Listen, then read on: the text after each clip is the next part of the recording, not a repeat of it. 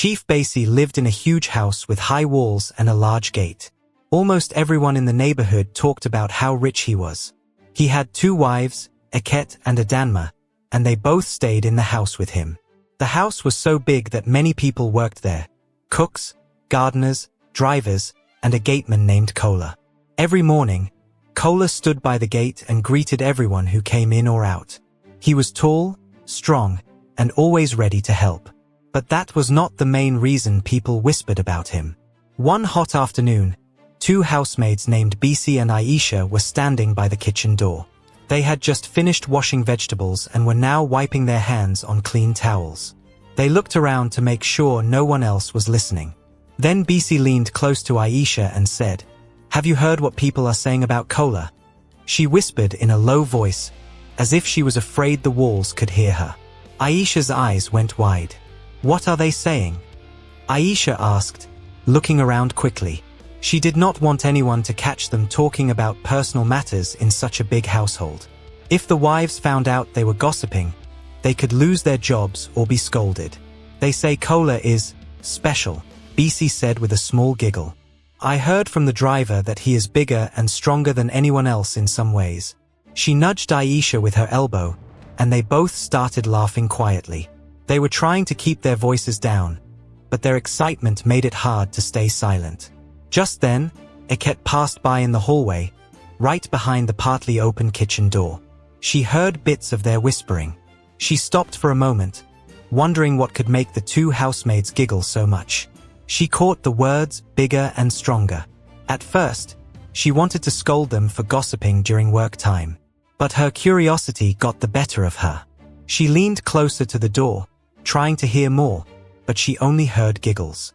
She decided she would ask them later if the right moment came. Eket was a quiet woman who carried herself with grace. She was Chief Basie's first wife. She had smooth skin, always wore neat clothes, and liked to keep her chin up when she walked. Most of the staff respected her because she hardly ever raised her voice, but everyone knew she could be strict if things did not go her way. On that day, she went back upstairs, thinking about the strange words she heard. She wondered if the maids had been talking about Kola. Not too far away, in the large living room with tall windows, Adanma was checking her phone. She was the second wife, much younger and more playful. She loved bright clothes and big jewelry, and she was known for throwing small parties for her friends. That same afternoon, she saw Oak the driver walk past, and he looked like he was holding in a laugh. Adanma raised an eyebrow and called him over. "Oak," she said, flashing a friendly smile, "why are you laughing to yourself?" He hesitated, glancing around. "It's nothing, madam," he said, trying to keep a straight face. Adanma placed her hands on her hips. "You can tell me. I won't be angry," she promised. Oak sighed. "I just heard some talk among the staff about Kola. They say he is different. Stronger than most men, if you understand." He coughed awkwardly and avoided Adanma's gaze. Adanma tilted her head, not fully understanding at first. Then she recalled some faint rumors she had heard before about Kola being very well built, not just in his arms and chest, but in other places as well. She suddenly felt her face grow warm, and she tried to act casual. "Is that so?" she asked, tapping her foot on the floor. "Well, go on with your duties. Be careful who you share such talk with." When Oak left, Adanma sank into a chair. She laughed softly to herself. "Kola, bigger and stronger. She murmured. She looked out the window where Kola was standing by the gate, greeting a deliveryman. She could see how broad his shoulders were, and how his arms flexed when he lifted boxes or opened the heavy gate. She smiled, thinking about the rumors. She did not even notice Eket walking in behind her. Eket coughed lightly. "Are you busy, Adanma?" she asked in a calm voice. Adanma jerked slightly, turning around. "No, just checking on a delivery," she replied with a forced smile. She tried to act like she hadn't been caught thinking about anything private. Eket walked over to the window and looked out, watching Kola too. For a moment, both wives stood there, looking at the gateman with curious eyes. Neither spoke about it directly, but there was a strange feeling in the air. They both had questions about Kola's rumored size, yet neither wanted to admit it. They eventually left the room, each one pretending everything was normal. But they couldn't stop thinking about what they had heard. The large mansion felt different now. Every time Iket or Adanma passed by the gate, they found themselves glancing at Kola with new interest. And every time he smiled politely, their hearts beat just a little faster. Later that evening, the two wives sat at the long dining table with Chief Basie. He was busy tapping on his phone, replying to urgent work messages. Iket sipped her drink quietly. She thought about asking her husband if he had heard any rumors about Kola, but she stayed silent. She felt shy about discussing such personal whispers. Adanma, on the other hand, tried to start a conversation. "Chief," she said, flashing a bright smile, "we have such hard-working people in our home, don't we?" Chief Basie looked up, a bit surprised. "Yes, indeed," he answered. "Everyone here does their job well. Why do you ask?" "Oh, nothing," Adanma said quickly. "I just noticed Kola has been very active lately. Always at the gate, always ready to help." She paused and sneaked a glance at Iket. Iket kept her eyes on her plate but listened carefully. Chief Basie shrugged. "Yes, he's good at his job. I am thinking of giving him a bonus soon. Let's see." Then he went back to his phone. Adanma nodded but kept silent after that. She felt no need to press further, especially with Iket watching her. A strange energy passed between them.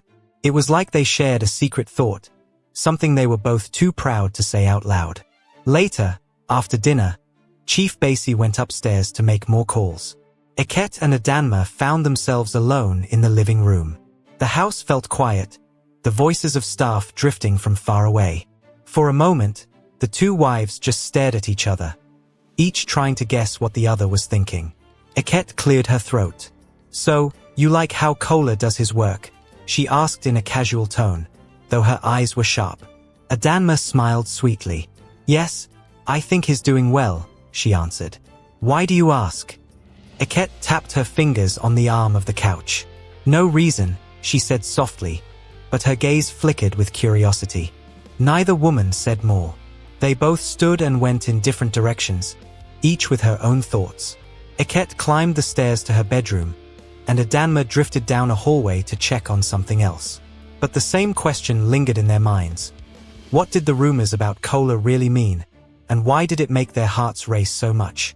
That night, the house grew quiet, but the new whispers had stirred up a storm in the minds of Iket and Adanma.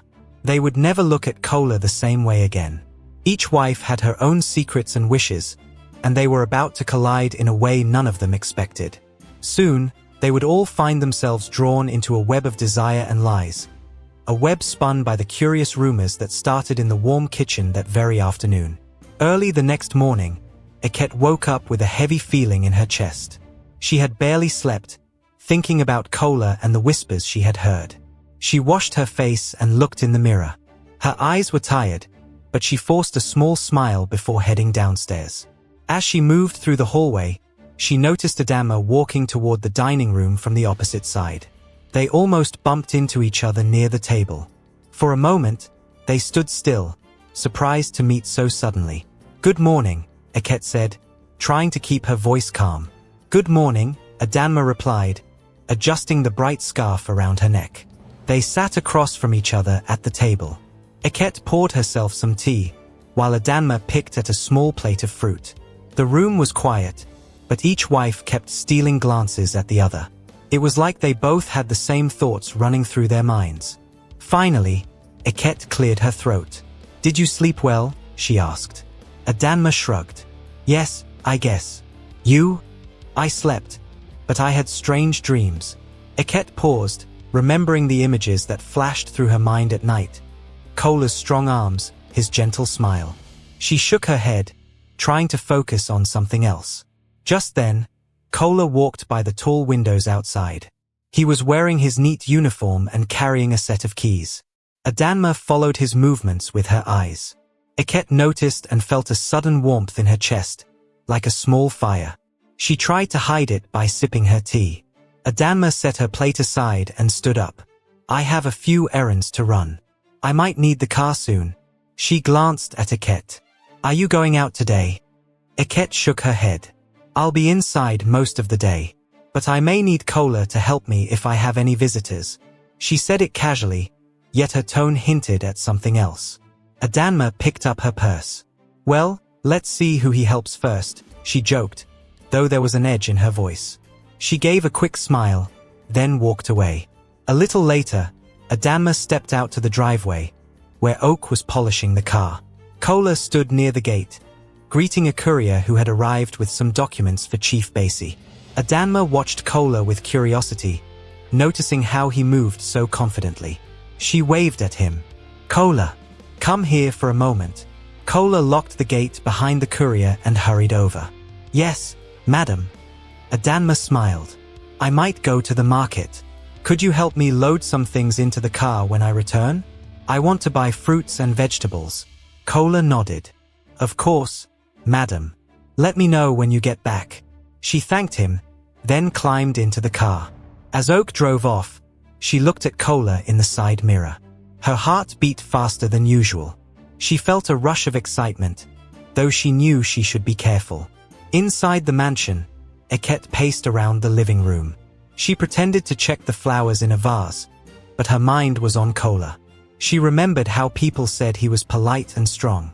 She also recalled the maid's whispers about his body. She scolded herself.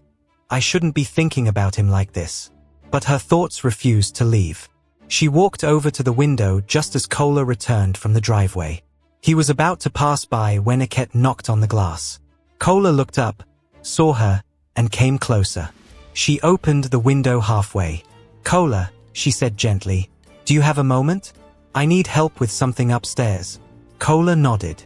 Yes, madam. Eket closed the window and went to unlock the main door. She felt her heart pounding. Calm down, she told herself. It's just a small favor. But her feet felt heavy as she led Kola upstairs. They reached the hallway outside her bedroom. Eket pointed to a large box of old clothes that she wanted to move into a storage room. I can't carry this alone, she said. Can you help me? Sure, Kola replied, lifting the box easily. His arm muscles tightened under his shirt. Eket watched him for a second too long, then quickly looked away. Her cheeks warmed. He carried the box down the corridor, and Eket opened the storage room door. The space was dim, filled with old suitcases and dusty furniture. Kola put the box down in a corner and turned to Eket. She was standing by the doorway, her hands clasped together. Is there anything else you need, madam? He asked politely. She hesitated. Her eyes flickered to his strong arms. She knew she should say no and let him go, but she felt a strange urge to keep him near. She took a small step forward. Yes, she trailed off, unsure how to continue. Then she cleared her throat. Thank you, Kola. I appreciate it. Kola gave a short nod. You're welcome, madam. He moved to pass by her and leave the room. Suddenly, the door swung a bit, and Eket realized if she let go of the handle, it might close on them. She laughed nervously, stepping aside. Watch your head, she said, trying to make the moment less awkward. Kola slipped through the doorway, and Eket followed. She closed the door behind them. As they walked back to the main stairs, she searched for something else to say, but no words came. Her heart drummed so loudly that she worried Kola might hear it. At the top of the stairs, Kola paused. If you need more help later, just call me, he said. Eket thanked him, watching him disappear down the steps. She stood there, feeling both relieved and uneasy. Meanwhile, Adanma returned from the market and asked Kola to carry the bags to the kitchen. The sun was hot, and Kola's shirt clung to his shoulders. Adanma fanned herself, pretending it was only the heat bothering her, but she couldn't stop staring at him. You're very strong, Kola, she said with a playful smile. These bags are so heavy, but you lift them like they weigh nothing. Thank you, madam, he replied, placing the bags on the kitchen counter. Adanma leaned forward. Do you work out a lot, or do you have some secret? Her tone was light, but her eyes sparkled with curiosity. Kola smiled, a bit shy. I do some exercises every morning, madam, but mostly it's just from working around here. Adanma nodded slowly. That's good. I admire people who keep fit. She noticed the curious look on Bisa's face as the maid set aside the groceries. Adanma realized she was probably too obvious with her questions, so she quickly changed the topic. Kola, thank you for your help. I think I'm good now, she said, letting him leave. Yet, even as he walked away, she wished she had asked him to stay longer. Later that afternoon, Chief Base's friend dropped by. Chief Base was not at home, so Iket and Adanma had to receive the guest. They sat with him in the living room, offering drinks and snacks, but the man seemed upset that Chief Base wasn't around. He barely stayed for 10 minutes before leaving in a hurry. Once he was gone, Iket sighed. Chief never tells us anything about his schedule, she said, rubbing her temples. She thought about how often her husband was away. Adanma nodded. He's so busy with work that he hardly notices anything here, she said, folding her arms. They both sat in silence for a moment, feeling how empty the house seemed without Chief Base. Then, across the window, they saw Kola checking the gate lock. Their thoughts drifted again to the man outside, the one who was always there, rain or shine. Iket stood up and moved to the window. Adanma, she said quietly, do you sometimes wonder if Chief Base cares about us as much as his business? Adanma joined her by the window. I wonder that too, she said sadly. It can be lonely in this huge house when he's gone. The two wives stared at Kola as he worked. The gate glimmered in the late afternoon sun. Kola looked so focused and calm. It made them think of the rumors again. How he was said to be bigger and stronger. Neither wife spoke these words, but their thoughts were the same. What if we find the attention we crave somewhere else? By nightfall, they both retreated to their rooms, each lost in her own thoughts. Iket typed a short message on her phone, planning to ask Kola to fix a broken light in her sitting room the next day. Adanma sat on her bed, scrolling through pictures, thinking of another excuse to call Kola close. Both women felt their hearts twist with a strange mix of excitement and worry. They did not want to say it out loud, but they were each drawn to the same man. It was like a secret fire burning in their chests, one they had never felt before. And so, as darkness covered the mansion, Iket and Adanma made silent plans. Each decided she would find a way to spend time alone with Kola. Each believed she could win his affection first. Neither of them wanted to think about the consequences. They only knew that the emptiness in their lives felt too deep, and Kola was the one man who seemed to fill that void. They had no idea how much their desires would soon change everything inside Chief Base's home. But at that moment, the future was clear in their minds. Get Kola's attention and keep it, no matter what. That same evening, the large house felt strangely quiet. Chief Base was away on another trip, and the staff had finished most of their chores. Iket stood by a window in the upstairs hallway. She watched the moon rise over the high walls, feeling a slight chill run through her arms. She wore a light robe over her nightdress, unsure if she should stay awake or go to bed early. Downstairs, she heard soft footsteps. She peeked over the banister and saw Kola. He was checking the locks on the front door. Normally, he did this routine check and then returned to his small room near the gate. But tonight, Iket felt a sudden urge to speak to him. She placed her hand on the rail and quietly walked down the stairs. Kola, she called in a low voice when she reached the ground floor. The lights in the hallway were dim, making shadows dance on the walls. He turned, looking surprised. Madam, he said, is everything okay? Iket nodded but stepped closer. She could hear her heart beating. I noticed a light in the garden flickering, she said, hoping to sound calm. Can you help me check it? Kola looked toward the back door. Yes, madam. Let me get a flashlight. She followed him outside, into the cool night air. The garden was still and silent. Large lamps stood among the flowers, casting faint yellow circles on the ground. One lamp near the tall rose bushes blinked on and off. Iket led Kola there, pointing at the wires. He knelt down and fiddled with the small switch. It looks loose, he said, twisting it gently. We might need a new bulb. Iket folded her arms, pretending to watch the lamp. But in truth, she was watching Kola's broad shoulders in the moonlight. She remembered the stories about his strength. She suddenly felt warm, even though the night air was cool. After a moment, Kola stood up. I tightened it, madam. It should last until we get a new bulb tomorrow. Are you all right? Eket cleared her throat. Yes, I'm fine. Thank you. She smiled, taking a half step closer. The soft smell of roses surrounded them. Kola looked at her, waiting for a signal to leave. But her eyes lingered on him, and she did not step back. For a long moment, they stood in silence. Then Eket reached out, almost without thinking, and touched his arm. I'm grateful for all your hard work, she said, her voice shaky. Kola swallowed, clearly unsure how to respond. Thank you, madam, he whispered. Eket felt her heart pound even harder. Something about the night, the moonlight, and the gentle darkness made her feel brave and scared at the same time. Before she could stop herself, she leaned in and pressed her lips to Kola's cheek. It was just a quick kiss, but it made her entire body tremble. Madam, Kola said softly, looking around as if worried someone might see them. Eket realized what she had done. She stepped back, her face warm. I'm sorry, she managed to say. But Kola surprised her by gently placing his hand on her shoulder. He looked into her eyes, and in that brief moment, everything else disappeared. No one else in the big house mattered, only the two of them, standing among the roses. They shared a slow, nervous kiss. A rush of feelings washed over them. Excitement, guilt, and a strange relief. It was as if both had been holding their breath for a long time. When they finally pulled away, their hearts were beating fast. Eket felt dizzy.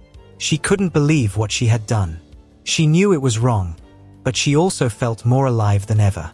Kola glanced at the dark windows of the mansion, worried someone might catch them. I should go, he said quietly, stepping back. I have to wake up early tomorrow. Eket nodded, tears of confusion filling her eyes. She watched him slip back into the house, then out the front door toward his small room by the gate. She stood there for a few more minutes, thinking about what just happened. Then she hurried inside, her mind racing. Early the next day, Adama was full of energy. She had slept well, dreaming about finding a moment alone with Kola. She spent extra time picking out a bright dress and brushing her hair. She wanted to look her best, though she told herself it was just a normal day. After breakfast, she asked Oak to drive her to the shops downtown.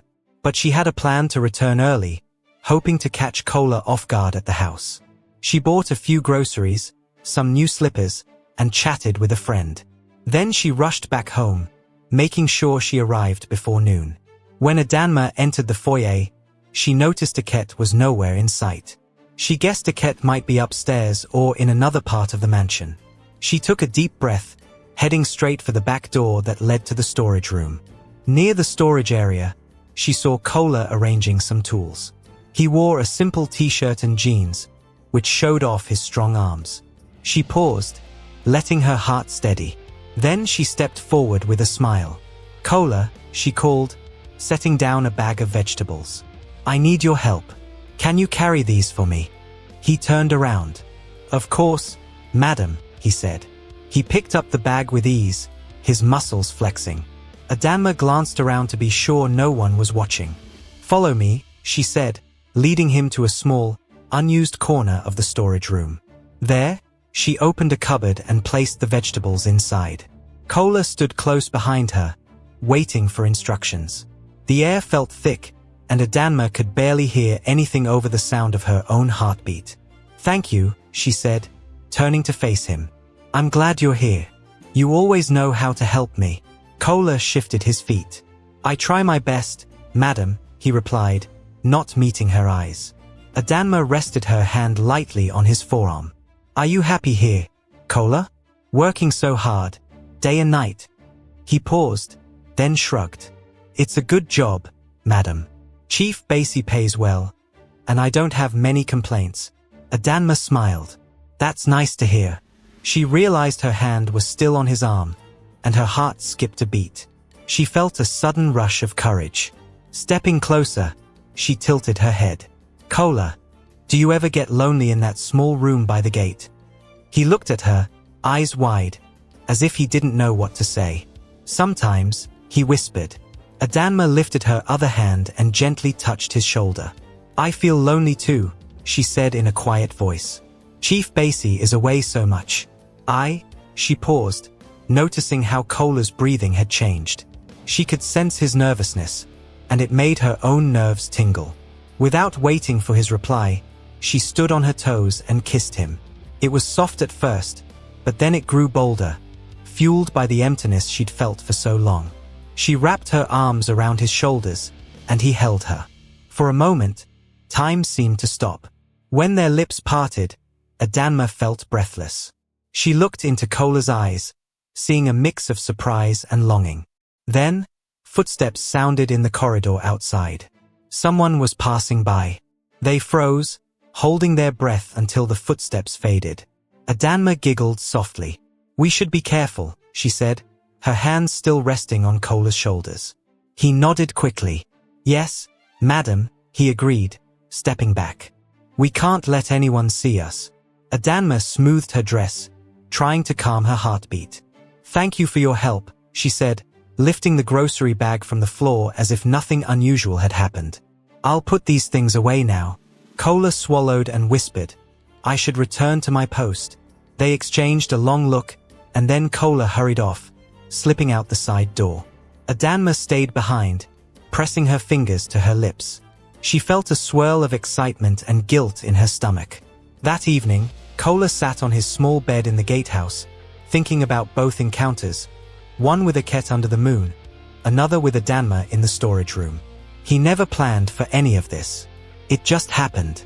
He felt happy and worried at the same time. If Chief Basie ever found out, Cola could lose his job, or worse. Still, he couldn't deny that being close to them sparked something inside him. They were both kind to him, and they were both so lonely. Cola had never imagined he would catch the attention of one wife, let alone two. It felt like a dream, and also like a big secret he had to hide carefully. Meanwhile, Aket locked herself in her bedroom. She paced around, remembering how it felt to kiss Cola in the garden. She told herself it was just a moment of weakness, that she would not let it happen again. But deep inside, she knew she wanted more. She could still feel the press of his lips on hers. Adanma, sitting in the living room, also struggled to keep her face calm whenever staff walked by. Her mind replayed the scene in the storage room. She wondered if Cola was thinking about her too. She told herself that no one could find out, not even Aket. She wanted Cola's affection all to herself. And so the mansion settled into night once again, with 3 people holding a secret that could tear them apart. Aket, Adanma, and Cola each felt a mix of excitement and fear. None of them realized this was only the beginning. Soon, their choices would lead to deeper desires, hidden lies, and consequences that nobody could stop. For now, though, they each told themselves they could keep it under control. They believed no one else would find out, and that life would go on smoothly. If only they knew how their hearts and decisions would clash in the days ahead. But in this silent night, they allowed themselves a brief hope that everything would stay simple, that this new fire burning inside them would never be discovered. Aket woke one morning feeling lightheaded and weak. Her stomach felt uneasy, and she had trouble eating her usual breakfast. She tried to brush it off, telling herself it was just stress from the secrets she was keeping. But by the 3rd day of feeling sick, she began to worry. She noticed she was also more tired than usual and guessed something might be happening with her body. She stood in front of her mirror, pressing a hand against her belly. Could I be pregnant? The thought made her heart race. Chief Basie had been away for a while, and she couldn't remember the last time she was truly close to him. If she really was pregnant, it would raise questions. She thought of Cola and felt both excitement and fear. I need to be sure. That same day, Adanma was also having strange symptoms. She felt dizzy in the mornings, and certain smells made her feel like throwing up. She paced around her room, wondering if it was something she ate. But her period was late, and a scary thought crept into her mind. What if I'm pregnant too? Adanma didn't tell anyone right away. She knew if she asked the family doctor to visit, Aket or the staff might notice. So she decided to handle it quietly. She planned to see a private doctor in town the next time she went out. Meanwhile, she tried to act normal, but her eyes kept drifting to her belly whenever she passed a mirror. A few days later, Iket found a chance to speak with the same private doctor she had seen once before. He was known for not asking too many questions. She made an excuse to go shopping and slipped into the doctor's small clinic. After a brief check, the doctor gave her the news. She was indeed pregnant. Iket's heart pounded. She felt both happy and worried as she left the clinic. She whispered to herself, "It must be Cola's child." She closed her eyes for a moment, leaning against a wall. She thought of how sweet he had been and how gentle his touch felt. But the danger of Chief Basie finding out terrified her. She placed a hand on her belly and told herself she had to be strong. Around the same time, Adanma visited another private clinic on the other side of the city. She was so nervous that her hands shook while she waited. When the doctor confirmed she was pregnant, she gasped. Her mind raced with questions. What will I do now? How can I keep this secret? And what if Iket finds out? On her way home, Adanma stared out the car window. She pictured Cola's face and remembered the stolen moments they'd shared. A small smile crossed her lips, but she also felt a chill in her chest. If Chief Basie learns the truth, this could ruin everything. Both wives returned to the mansion, hiding their news as best they could. But their moods changed in small ways. Iket became quieter, often lost in thought. Adanma grew more jumpy, snapping at the maids when they asked too many questions. The staff noticed, but they said nothing out loud. Everyone knew it was safer not to pry. Late one afternoon, Cola was in the corridor, wiping sweat from his brow after fixing a broken lock. Adanma spotted him and stopped to say hello. She tried to keep her voice cheerful, though she felt butterflies in her stomach. "Cola, did you manage to fix that lock?" she asked. "Yes, madam," he replied, offering a small smile. "No one should have trouble opening that door now." Adanma nodded. She stepped closer, lowering her voice. "Thank you. You've been very helpful." She paused, glancing around to make sure no one was watching. "How have you been?" Cola looked uneasy. He cleared his throat. "I'm fine, madam. Just busy." His eyes flicked from left to right, as if expecting someone to walk in on them. Adanma tried to steady her breathing. She wanted to tell him about the baby growing inside her, but fear held her back. What if he panicked and ran away? Or what if Iket heard about it first? After a tense moment of silence, Adanma just said, "We'll talk later," then hurried down the hall. Cola stood there, confused. He felt a strange shift in the air. Adanma seemed more anxious than usual. And he had noticed lately that Iket also wore a worried look on her face. That evening, Chief Basie returned from his trip without warning. He walked into the main living room with a briefcase in hand, surprising everyone. The staff rushed to greet him, taking his suitcase and offering him a cold drink. Iket and Adanma quickly composed themselves, each woman hiding her secret. Chief Basie looked around. "Why does the house feel so quiet?" he asked in a light tone. Then he frowned at the sight of Iket's tired face. "Iket, are you feeling okay?" he asked. She forced a small smile. "I'm fine, Chief. Just a bit of a headache." Adanma also came forward, giving him a quick hug. "Welcome back," she said. Her voice was shaky, and Chief Basie raised an eyebrow. "Are you all right too, Adanma?" he asked. She nodded too quickly, trying to put on a bright grin. "Yes, of course." Chief Basie studied them both. He felt something was off, but he decided not to push. He simply announced he would be going to his study to make some phone calls. As he walked away, he turned back once, noticing how tense his wives looked. Maybe they've had an argument, he thought. Meanwhile, Cola stood outside, at his usual post by the gate. He saw Chief Basie's car drive in earlier and felt a wave of worry wash over him. What if Chief Basie already knows something? Cola tried to shake off the thought. No one had confronted him yet, but the guilt was there. He couldn't forget his stolen kisses and secret moments with both wives. Later that night, after Chief Basie had eaten dinner and gone up to his room, Iket slipped out to the garden. She needed fresh air. The moon was bright, and she stood near the roses, remembering the night she kissed Kola right there. She placed her hand on her belly again and felt tears prick her eyes. How can I keep this hidden for long? Suddenly, Adanma appeared at the door to the garden, also seeking a quiet place. Seeing Iket already there made her pause. For a moment, they just stared at each other. Neither knew the other was pregnant, but each could sense a tension they couldn't explain. Iket wiped her face with a tissue. Couldn't sleep? She asked softly. Adanma shook her head. No. Too much on my mind. They stood side by side, both thinking about the same man, both carrying his baby.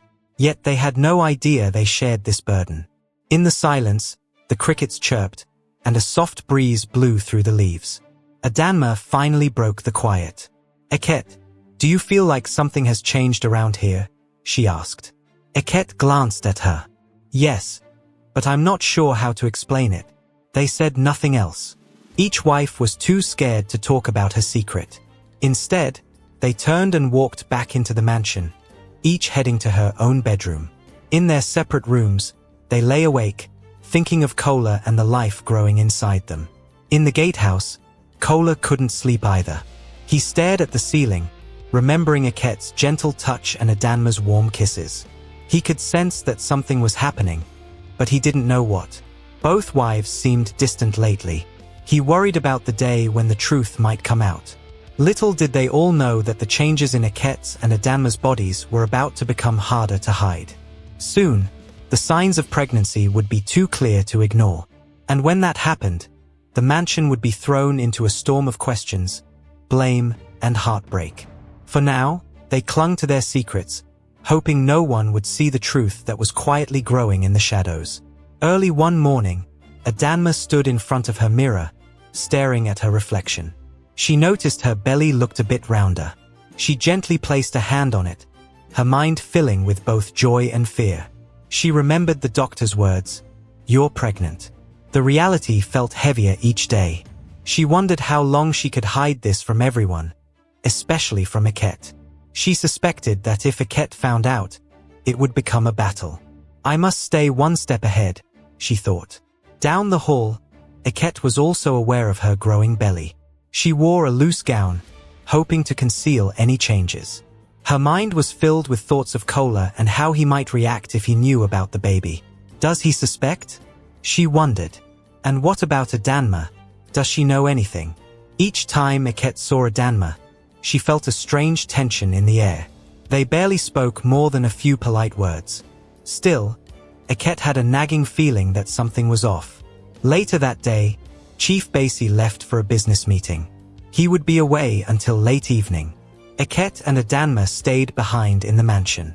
As soon as he was gone, the staff seemed to relax a bit. But both wives felt their own secret worries growing stronger. Each tried to think of ways to secure Kola's attention without drawing too much notice. Iket decided to start her plan by talking to the staff. She quietly found Basie, one of the housemaids, in the laundry room. Basie was folding sheets. Basie, Iket said softly, looking around to make sure no one else was listening. I need your help with something. Basie nodded quickly. Yes, madam. What do you need? Iket moved closer, lowering her voice. I want you to keep an eye on Adanma. If you see her spending time with Kola or whispering with him, let me know right away. Basie's eyes widened. Yes, madam, she answered, not daring to refuse. She could sense Iket's serious tone. Iket smiled, though it didn't reach her eyes. Do this for me, and I'll make sure you're rewarded. With that, Iket turned and left, leaving Basie feeling both curious and nervous. She knew better than to question a direct order from the first wife. Meanwhile, Adanma walked through the hallway searching for Kola. She found him by the back door, checking some tools. She waved him over. Kola, she said, trying to sound casual, I have a small favor to ask. Could you help me in my room with a stuck window? It won't open properly. Kola put down his tools. Yes, madam. Let me check it. Adanma led him upstairs to her bedroom, closing the door behind them. The room was quiet. A soft scent of perfume hung in the air. She pointed to the window. It's this one, she said, stepping aside. But as Kola moved to examine it, she stood close behind him, watching his every move. He gently pushed the window frame, testing it. "It's a bit tight, madam," he said, using a small tool from his pocket to loosen the latch. Adanma inched closer, her heart beating fast. She could almost feel the warmth of his body through his shirt. When the latch finally popped loose, Kola turned around, nearly bumping into her.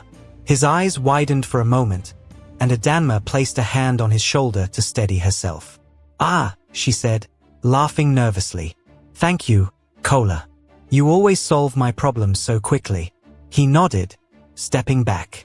"It was not too difficult, madam. Is there anything else you need?"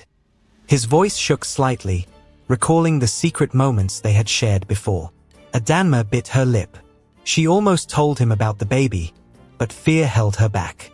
Instead, she reached out and lightly touched his arm. "No, that's all," she replied. I appreciate you." Kola gave a small nod. "I'm glad to help," he said softly. Then, wanting to avoid any sudden drama, he slipped out of the room. The moment he was gone, Adanma sighed, pressing a hand to her belly. "I'm certain he should know soon," she thought. But she wanted to find the perfect time. Maybe after she made sure Aket wasn't too close to him. Downstairs, Bisi peeked out from the laundry room. She had seen Adanma and Kola climbing the stairs together. Now she saw Kola alone, walking back down. Quietly, she hurried away to find Aket. She was determined to do her job well and please the first wife. She found Aket in the kitchen, sipping a glass of water. "Madam," Bisi whispered, "I saw Kola follow Adanma to her room. They stayed there for a short while, and now he's coming down." Aket's hand tightened around her glass. "I see," she said, her voice cold. Her suspicions were right. Adanma was trying to get close to Kola again. "Thank you for telling me. You can go now." Bisi bowed her head and left. Aket stood still, feeling anger churn inside her. She wanted Kola's attention to herself, especially now that she carried his child. The idea of sharing him with Adanma felt unbearable. She set her glass on the counter and closed her eyes, thinking of a plan. Soon after, Aket slipped away to find Kola. She found him in a small corridor, polishing a metal handle for a cabinet. She walked up quietly. "Kola," she said, folding her arms across her chest, "I hear you've been helping Adanma with a window in her room. Is that correct?" Kola froze for a moment, then turned to face her. "Yes, madam. She asked me to fix it." Aket studied his face. She saw a flicker of worry in his eyes. "I also need your help. Can you come to my sitting room? There's something I want you to move." Kola nodded. "Yes, madam." Without another word, Aket led him to her private sitting room. It was a cozy space with a sofa, a small table, and tall windows. Once inside, she closed the door. Kola looked around, noticing no heavy boxes or furniture to move. "What did you need me to move, madam?" he asked, setting his cloth aside. She stepped closer, her tone quiet. "There is no furniture to move. I just wanted to speak with you." Kola swallowed hard. "Oh, all right, madam." Aket took a deep breath. Should I tell him about the baby? She wondered. Part of her was scared. Another part of her felt a burning desire to keep him close. She chose her words carefully. "Kola, I know I'm asking a lot from you," she said, looking into his eyes. "But I want to make sure we understand each other. The time we spent together, it meant a lot to me. I don't want Adanma getting between us." Kola looked away, guilt tugging at his chest. "Madam, I never meant to cause trouble," he said softly. "I'm just doing my job." Aket felt tears sting her eyes, but she held them back. "I'm not blaming you," she whispered. I want you to be careful. If we get caught, it will be bad for both of us. And I don't want Adanma stealing your attention." Kola ran a hand over his hair. "I understand, madam." Aket reached out and held his hand. She could feel her heart beating in her throat. She leaned closer, pressing her forehead against his. In that moment, all her anger and fear mingled.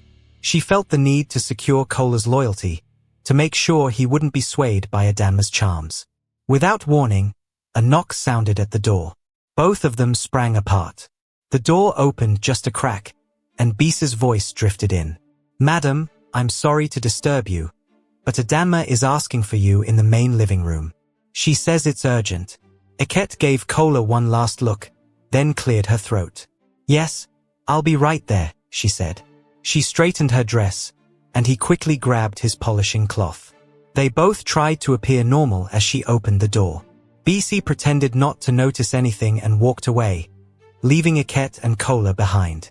Eket hurried to the living room, her nerves on edge. She found Adanma standing by the sofa, arms folded. "What is it?" Eket asked sharply, keeping her voice low. Adanma forced a quick smile. "Chief Beesa called. He said he wants us to prepare for a guest tonight. Some business partner will be staying for dinner." Eket exhaled, relieved it wasn't something more serious. "All right, I'll speak with the cook." Adanma stepped forward, her eyes narrowing. "I notice you've been busy lately, Eket, always giving the staff extra instructions. Is there anything you'd like to share with me?" Eket's stomach twisted, but she kept a calm face. "I am simply taking care of the house. You could do the same." Adanma smiled sweetly, though her eyes were cold. "Of course. I'll make sure everything runs smoothly." Then she leaned in, her voice dropping. "I'd keep an eye on Kola if I were you. We wouldn't want him to be distracted, would we?" Eket's heart raced. She realized that Adanma was hinting at something, maybe suspecting a closeness with Kola. But Eket refused to show fear. Instead, she shrugged. Kola knows his duties. Adanma stepped back, a smug smile on her lips. "Yes, he does. Excuse me now." She brushed past Eket and left the room. Alone, Eket clenched her fists. This was no longer just a simple attraction. Now, it was a power struggle between two pregnant wives, each determined to keep Kola for herself. And with Chief Beesa in the dark, the secrets kept growing deeper. Neither Eket nor Adanma knew how close they were to being found out. Their daily games of spying and manipulation were about to spiral out of control. But for now, both wives focused on their next moves, determined to win Kola's loyalty, whatever the cost. They told themselves they could handle the secrets, but the truth was tightening around them like a rope, and soon, it would snap. Early the next morning, the whole mansion buzzed with tension. Eket and Adanma barely spoke to each other, and both of them kept a watchful eye on Kola. Whenever he walked by, Eket would try to chat with him, and Adanma would find a reason to call him away. It felt like a tug-of-war, and Kola was the rope. Chief Beesa noticed something was wrong. After breakfast, he cornered one of the housemaids. "Why is the house so quiet?" he asked, voice low. "It feels like everyone is hiding something." The maid shrugged nervously. "Chief, I'm not sure," she stammered. "Maybe the staff are just tired." She dared not say more, fearing trouble. Chief Beesa didn't believe her, but he let it go and headed to his study. Still, his instincts told him there was a secret in his own home. Meanwhile, Adanma stood in her bedroom, pacing. She was sure she could no longer hide her pregnancy for much longer. Her dresses felt tighter around her waist. She rubbed her belly, thinking, "I need to make sure Kola is on my side before anyone finds out about the baby." She decided that the best way was to confront Kola and secure his promise. So, she hurried downstairs, looking for a moment when Eket was not around. She saw Kola alone near the garden door, carrying a stack of papers. "Kola," she whispered, motioning for him to follow her outside.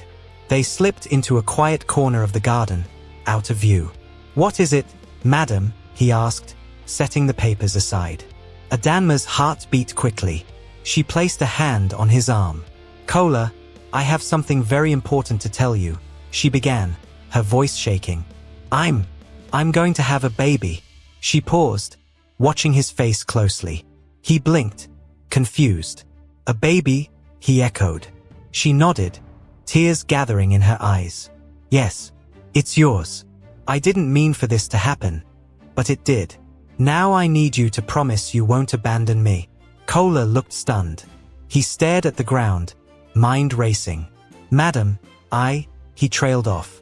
He felt a rush of emotions, fear, guilt, and a hint of excitement. But mostly, he was scared. What if Chief Basie finds out?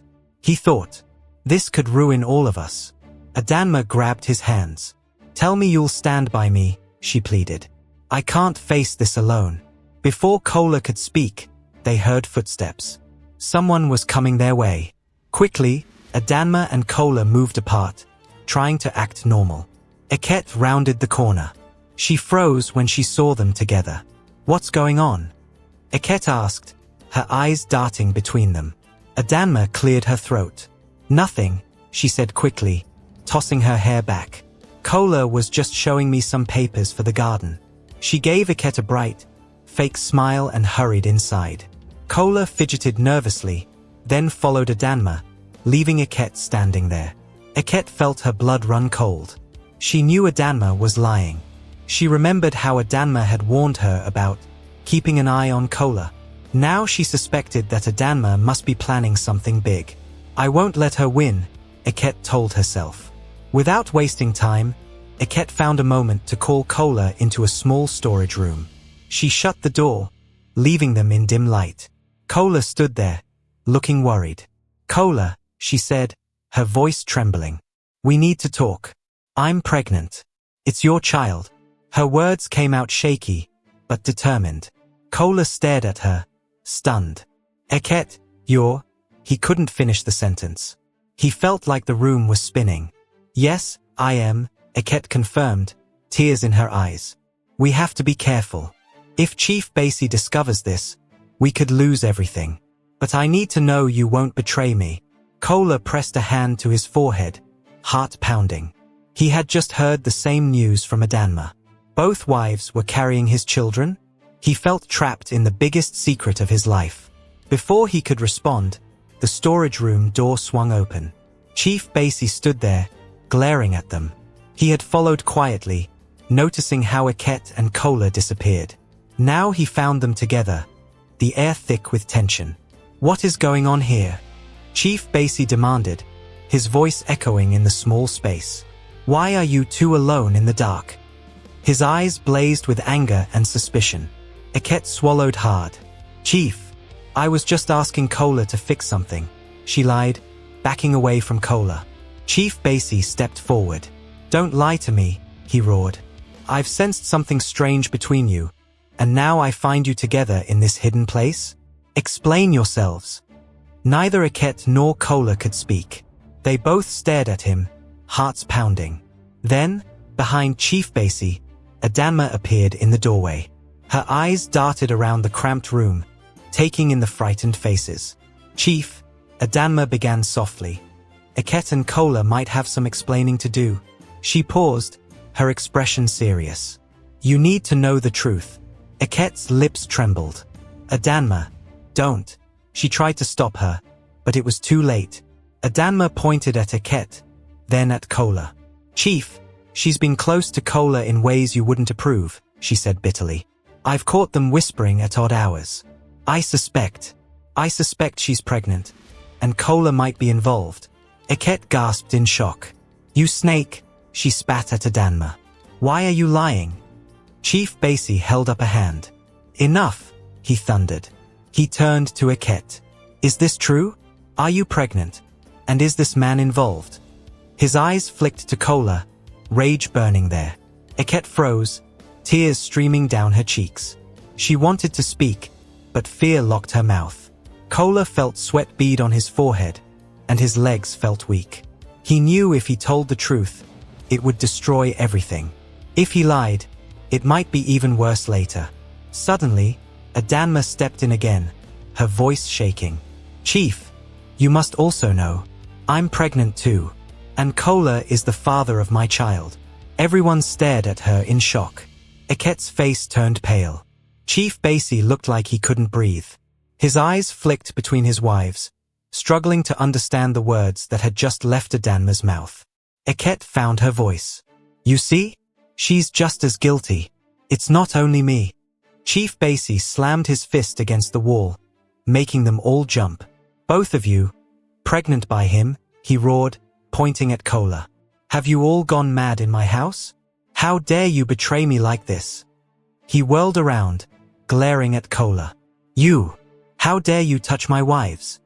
Kola had no words to defend himself. His tongue felt tied, and his thoughts spun. In one moment, every secret was laid bare.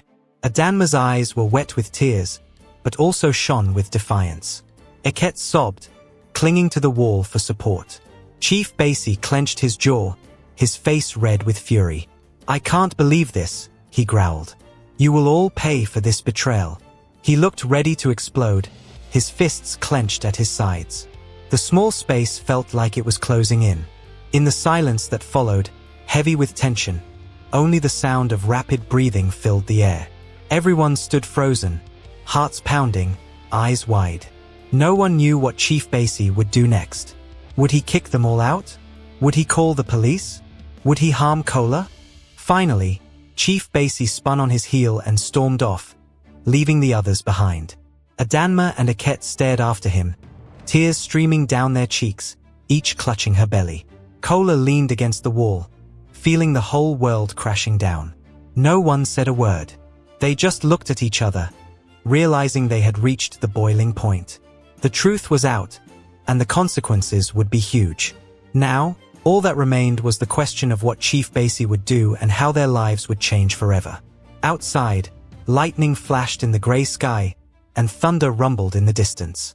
It felt like a warning of the storm to come. In that charged moment, the mansion's walls seemed ready to shatter from the secrets within. And so the three stood there, trembling, waiting for the next blow to fall. A tense hush filled the house right after Chief Basie's angry footsteps disappeared down the hallway. Eket, Adanma, and Kola stayed in the small storage room, too afraid to follow him. They could still hear the echo of his rage. It was clear that their secret was now out in the open. The truth hovered in the air like thick smoke. Finally, Kola spoke, his voice trembling. We should go to him, he said. He's too angry. If we let him brood alone, it might get worse. Eket swallowed hard.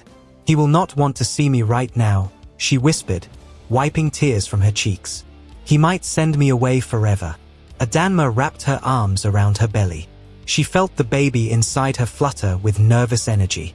I can't lose everything, she said in a shaky voice. Chief Basie might punish us in a way we cannot handle. Kola took a slow breath. He thought about how he had no power in this house. Chief Basie was the boss. Whatever Chief Basie chose to do, whether it was firing him, hurting him, or worse, Kola had to face it. I'll talk to him, he said quietly. Maybe I can calm him down. Eket gently touched his arm. Be careful, she said, her eyes filled with worry. He feels betrayed. He might not listen. Adanma nodded in agreement. This is not just about a small mistake. We are both pregnant by you, Kola. That's a huge blow to his pride. Kola's face went pale. He understood. Still, he felt it was his duty to face Chief Basie. He turned to leave, his footsteps echoing in the hallway. He found Chief Basie in the large living room, standing by the tall windows. The older man's shoulders were tense. His hands were clenched into fists at his sides. Kola swallowed, heart pounding. Slowly, he approached, trying not to startle him. Chief, Kola said, voice low, I'm here to speak with you. Chief Basie spun around, eyes burning with fury. How dare you speak to me, he snarled. You have slept with my wives, both of them. Kola bowed his head. Chief, I didn't plan this, he said, words tumbling out. I never meant to betray you. I'm so sorry. Chief Basie took a step forward, pointing a shaky finger at Kola. You are sorry? Do you know what you've done? You have ruined my household. You have made a fool of me in my own home. Kola dared not raise his eyes. I take full blame, he said softly. Punish me if you want. But please, don't harm the children. Chief Basie's lips curled into a bitter sneer. The children, he repeated, voice full of sarcasm. Those children are my shame, my disgrace. He grabbed a vase from a nearby table and threw it across the room. The crash made Kola jump. Chief Basie pressed a hand to his forehead, breathing hard. "Leave me alone," he roared. "Get out of my sight before I do something you'll regret." Kola hesitated for a moment but then backed away. He walked out of the living room, heart pounding so loudly he could hardly think. When he returned to the storage room, Adanma and Aket were still huddled there. Their eyes darted to the doorway the moment he walked in. "What happened?" Aket asked, stepping closer. "Did he say anything? Is he calmer?" Kola shook his head, his face grim. "He's furious," he said. "I tried to speak, but he doesn't want to listen. He told me to leave him alone." Adanma sucked in a shaky breath. "Maybe we should all leave," she muttered, her voice quivering. "What if he calls the police? Or does something worse? We're not safe here." Aket glanced at Adanma with a pained expression. "Where would we go?" she asked, tears glistening in her eyes. "This is our home, and we're both expecting babies. We have no other place." Adanma lowered her gaze. She realized Aket was right. Chief Basie controlled most of their money. If they left, they would have nothing. "I don't know," Adanma whispered, hugging her belly. Kola rubbed his temple, trying to think. "Let's just stay calm. He might cool down after some time." Meanwhile, Chief Basie stormed through the hallways. The staff scattered out of his path like frightened birds. He marched up to his study and locked the door. Inside, he picked up his phone and made a few angry calls. But each time he tried to speak, his rage got the better of him, and he ended the call. He felt too humiliated to talk to anyone about this. All he could think of was how his wives had betrayed him with the Gateman. Hours passed, and the sun began to set. The mansion felt heavier than ever. A gloomy silence clung to every room, and no one dared disturb Chief Basie. Aket and Adanma kept to their own rooms, worried that Chief Basie might throw them out if he saw them. Kola hovered near the back of the house, ready to leave if things got worse. Finally, at nightfall, Chief Basie emerged from his study.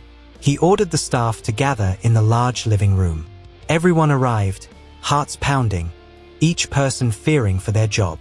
Kola stood at the back, lowering his head. Aket and Adanma stayed to one side, trembling. Chief Basie's eyes were red, his face drawn from hours of anger. "I want every single one of you to know," he began in a booming voice, "that I have been betrayed. My wives, whom I trusted, have broken that trust by carrying the children of this man." He pointed at Kola, who froze. The staff gasped, eyes widening in shock. Some had suspected something was going on, but hearing it stated out loud like this was still shocking. Chief Basie continued, voice trembling with rage.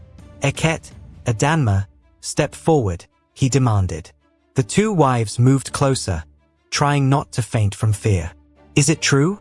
You carry Kola's children?" Neither wife could speak. They simply nodded, tears streaming down their faces. The staff looked on, uncertain what to do or say. Chief Basie's nostrils flared. "Very well," he said, forcing an odd calm into his voice. "You want these children? Fine. Then live with the shame you have created." He turned to Kola. "And you. I could destroy you right now. But instead, I will give you one chance." Kola's heart hammered. He wanted to speak, but the words stuck in his throat. Chief Basie's eyes flickered with dark anger. "You can stay here, if you wish, or you can leave. But if you stay, I will not welcome you as a friend.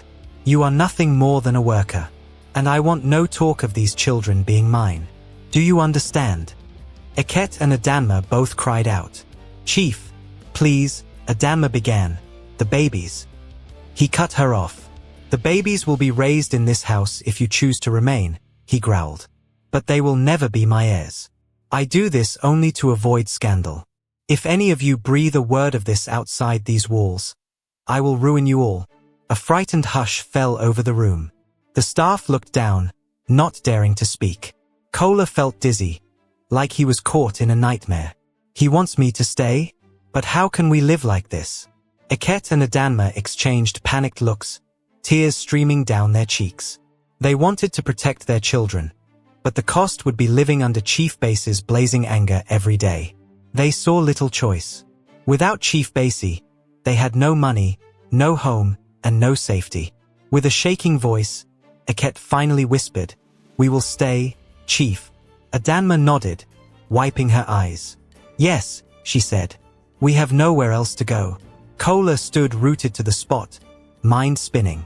He felt responsible for both women and their babies. Yet Chief Base's threat hung over him like a dark cloud. "I'll remain, Chief," he murmured, lowering his gaze. Chief Basie let out a cold laugh, then gestured to the staff. "Go back to your tasks," he ordered. "No one speaks of this again." Slowly, the staff broke away, whispering to each other in hushed tones. Eket and Adanma held each other's hands, sorrow filling their hearts. Kola stared at the polished floor, feeling trapped. As the night wore on, the house felt like a prison. Chief Basie retreated to his room, slamming the door behind him. Eket and Adanma returned to their bedrooms, each hugging her belly and wondering how this strange arrangement would last. Kola went to the small gatehouse, sitting on his bed in the darkness. Lightning flashed outside, and thunder rolled across the sky. In that moment, every soul in the mansion felt the weight of what had just happened. Their lives were changed forever by this secret, now half exposed yet tightly controlled by Chief Base's power. No one dared guess what new storms might come tomorrow. And so, they each settled into a night of uneasy sleep, hearts pounding with fear and uncertainty. The question lingered in the shadows. Would they find a way to live together under Chief Base's wrath, or would everything collapse in even greater chaos? Only time would tell. And in that silence, as rain began to pour down on the mansion's roof, it was clear that this was not the end. It was just the beginning of a new, darker chapter in their tangled lives. A chapter where every day brought new risks, new secrets, and new heartbreaks waiting to unfold. Thanks for watching. If you enjoyed this story, please leave a like and subscribe. Here is another interesting story to watch. Click to watch now.